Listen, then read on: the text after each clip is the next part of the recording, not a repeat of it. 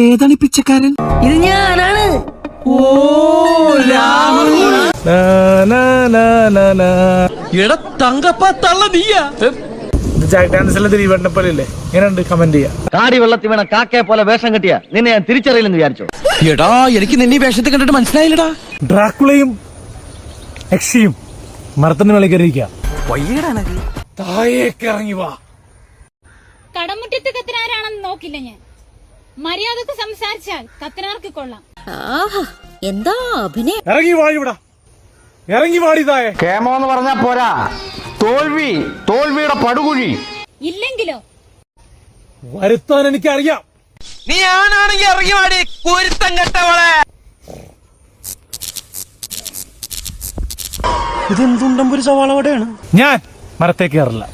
പേടികൊണ്ടല്ല, ഭയം കൊണ്ടാ. ഇന്ന് ഏത് മരപ്പട്ടീനാണോ കണി കണ്ടത്? അവരെ തളച്ചിട്ടേ ഈ കത്തനാർക്ക് വിശ്രമമുള്ളൂ. ഇട പറയുന്ന നിനക്കില്ലേലും കേൾക്കുന്ന എനിക്കില്ലടാ ഒരു ചളുപ്പ്.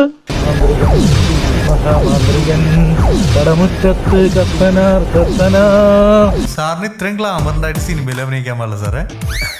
വല്ലതറിയാവോ? സാറിന് സൂപ്പർ സ്റ്റാറുകൾ ഒതുക്കി കളഞ്ഞാണ്.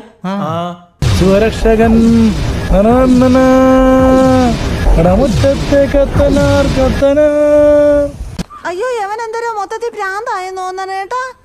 നല്ലപോലെ വളർന്നിട്ട് തന്നെയാണ് കത്തനാരായിട്ട് നിൽക്കുന്നത്. ധൈര്യമുണ്ടോ എന്നെ കൊണ്ടുപോകാൻ? ധൈര്യമുണ്ട്. ഇറങ്ങി വാ. ഉണ്ടെങ്കിൽ കാണാം. ഇറങ്ങി വന്ന് നോക്ക്.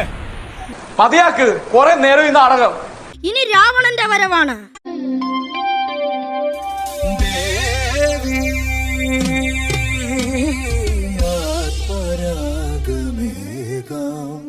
അയ്യോ ഇതെന്താ അന്യഗ്രഹ ജീവിയോ? അയ്യേ എന്തു കോലോണിത്.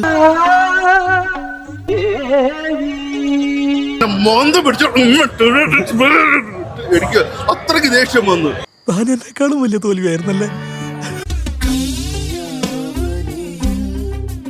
നീ എന്താ ഈ കോലത്തില്? വേറെ നിവൃത്തിയില്ലായിരുന്നു വിഷ്ണു.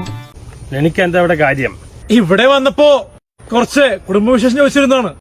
എന്റെ മായാശക്തിയിൽ നിങ്ങളുടെ ചില അവീതങ്ങൾ ഞാൻ കണ്ടു. 2 പിള്ളേരുടെ തന്തയായി നീ ഇവിടെ? ശരിയാക്കി തരാം. അച്ഛാ വാ. ഇവൻ പിന്നെയും വന്ന ആശാനെ ഇതെന്തു കോലാശാനെ? ആശാന ആകെ ക്ഷീണിച്ച് ഉറക്കമാതിരി പരിപാടിയല്ലോ. അല്ല ചേട്ടാ, ഇത്രയും വലിയ നിലയിലിരുന്ന ചേട്ടായി പിന്നെ എന്ത് ഇപ്പൊ ഇങ്ങനെ ശുഷ്കിച്ചു പോയത്? എന്തോന്ന് ഇങ്ങനെ കോലം കെട്ട് പോയത് എന്തുകൊണ്ടാണെന്ന്?